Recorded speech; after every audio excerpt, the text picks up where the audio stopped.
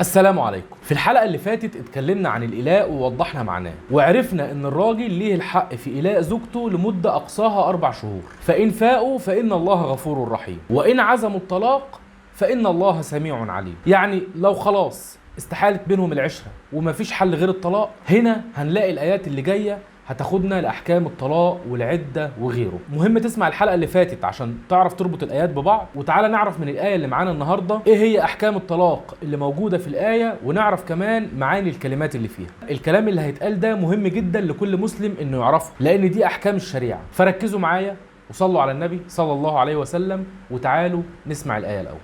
والمطلقات يتربصن بأنفسهن 3 قروء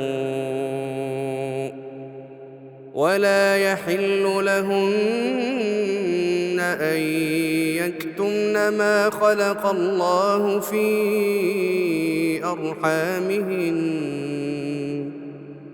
إن كن يؤمن بالله واليوم الآخر وبعولتهن أحق بردهن في ذلك إن أرادوا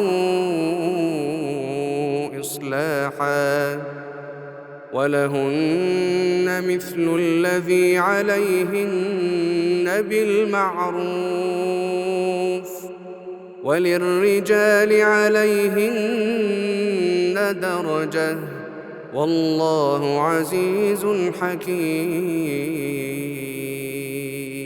بداية الآية بتاخدنا لعدة المطلقة. لو خلاص هيتم الطلاق فعلا، يبقى المطلقة تتربص يعني تنتظر 3 قروء، يعني 3 حيضات. يعني ما ينفعش تتجوز براجل تاني غير زوجها اللي طلقها إلا لما يمر عليها 3 حيضات. انما لو حامل هتكون عدتها لحد ما تولد. وهنا ممكن واحده تكون حامل في اول شهر مثلا، بس مش عاوزه تستنى لحد ما تولد، مش عاوزه مده عدتها تطول وعاوزه تتطلق بسرعه، فممكن ما تقولش انها حامل وتكتم حملها، وبعد 3 شهور تقول انها حاضت 3 مرات وخلاص عدتها انتهت. والكلام ده اوقات بيحصل للاسف، لان امر الحيض ده حاجه خاصه ومحدش هيقدر يطلع عليه غير الست نفسها. فهنا بيجي تحذير شديد من ربنا سبحانه وتعالى للنساء بالنهي عن التلاعب ده. ولا يحل لهن أن يكتمن ما خلق الله في أرحامهن إن كن يؤمن بالله واليوم الآخر. يعني اللي زوجها يطلقها لا يجوز ليها انها تخبي انها حامل. وبعولتهن احق بردهن في ذلك. يعني لو حد طلق زوجته وعرف انها حامل